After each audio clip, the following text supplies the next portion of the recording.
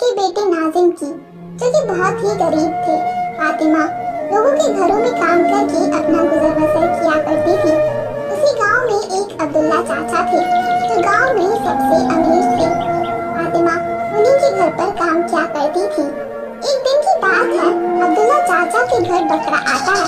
नाजिम उस बकरे को देखता है तो बकरे से खेलने लगता है। तभी अब्दुल्ला चाचा का लड़का आसिम आ जाता है। चल हट मेरे बकरे के पास से, ये तेरी औकात से बाहर है। तुम गरीब उसे छू भी नहीं सकते। कभी देखा है ऐसा बकरा? सपने में भी मत सोचना ऐसा बकरा लेने की, हमारी औकात से बाहर है। फातिमा दूर से सब कुछ देख रही होती है। अपने बेटे को अपने पास बुलाती है। बेटे यहाँ आओ। जी अम्मी। हम बकरा कब लेकर आएंगे?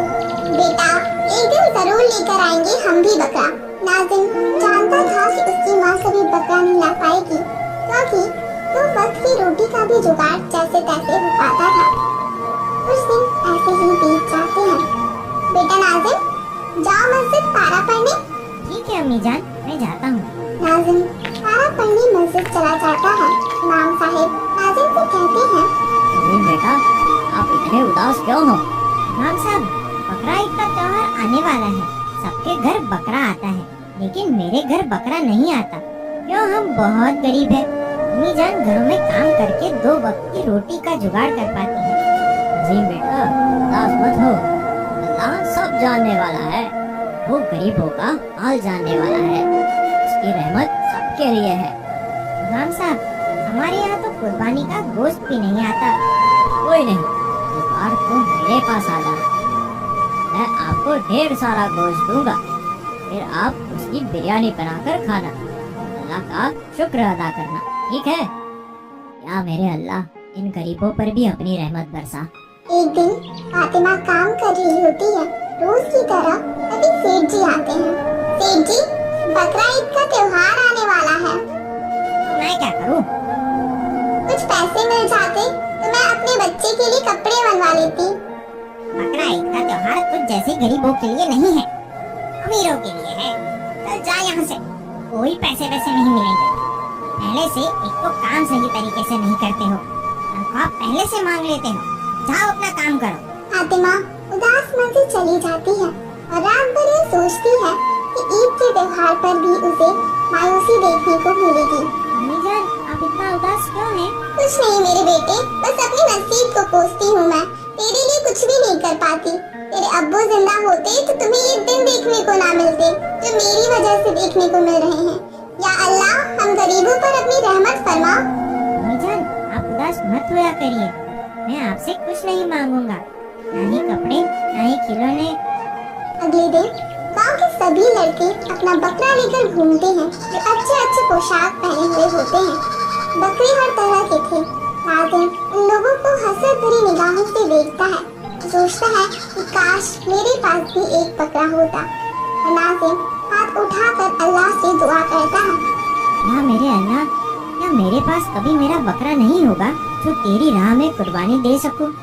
मुझे भी एक बकरा चाहिए। अपनी रहमत की बारिश हम गरीबों पर भी कर दे मेरे मालिक, मुझे भी एक बकरा दिला दे मेरे मालिक। तभी नाजिम रोते हुए रास्ते से जाता है। उसे एक पत्थर से ठोकर लग जाती है और काफी चोट आती है। वह देखता है कि उस पत्थर के नीचे एक सोने की अंगूठी होती है जो बहुत चमक रही होती है। नाजिम उसे देखकर बहुत खुश हो जाता है और जल्दी से अपने घर जाता है। अम्मी जान कहाँ हो? जल्दी आओ। क्या हुआ बेटा? अम्मी जान देखो मुझे क्या मिला है। यह तो एक सोने की अंगूठी है, कहीं तुमने चोरी तो नहीं की? नहीं अम्मी जान, हम गरीब जरूर है।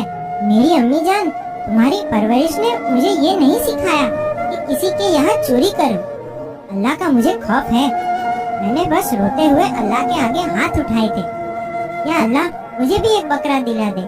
और मैं रोते रोते घर के लिए आ रहा था, तभी अचानक मेरा पाँव एक पत्थर पर पड़ता है और मैं गिर पड़ता हूँ। मैं क्या देखता हूँ, वो पत्थर के नीचे एक सोने की अंगूठी दबी हुई होती है जो बहुत चमक रही होती है, और उस अंगूठी को उठाकर आपके पास दौड़ता हुआ ले आया। लगता है बेटा अल्लाह ने तुम्हारी सुन ली। उसकी रहमत से कोई नहीं बचता, अमीर हो या गरीब, गरीबों पर तो उसकी हमेशा ही मेहरबानी रहती है। चलो हम इस अंगूठी को बेचकर तुम्हारे लिए एक बकरा लेकर आएंगे। अभी फातिमा नाज़िम को लेकर जाती है और उस अंगूठी को बेचकर इन पैसों से बकरा लेने के लिए बकरा मंडी जाती है। वहाँ खूब सारे बकरे होते हैं। अम्मी जान, मुझे भी ये वाला बकरा लेना है। ये देखो कितना सुंदर बकरा है। भैया यह बकरा कितने का दिया? ये बकरा 20,000 का है। ठीक है, आप हमें दे दीजिए। फातिमा और नाज़िम घर पर बकरे को लेकर आते हैं।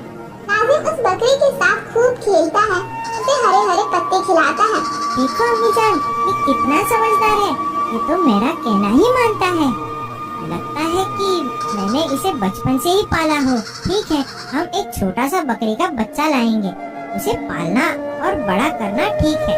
बकरा ईद का दिन नजदीक आ जाता है। मुझे बहुत रोना आ रहा है।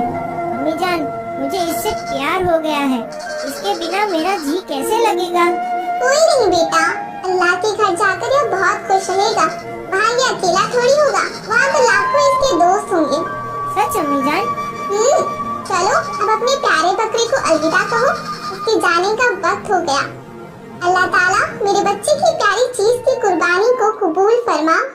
वह दोनों बकरे को अल्लाह की राह में कुर्बान कर देते हैं और अल्लाह से दुआ करते हैं कि जैसे हमारी मदद की है वैसे ही हर गरीब की अल्लाह ताला तो मदद करना और अपनी रहमत की बारिश हर गरीब पर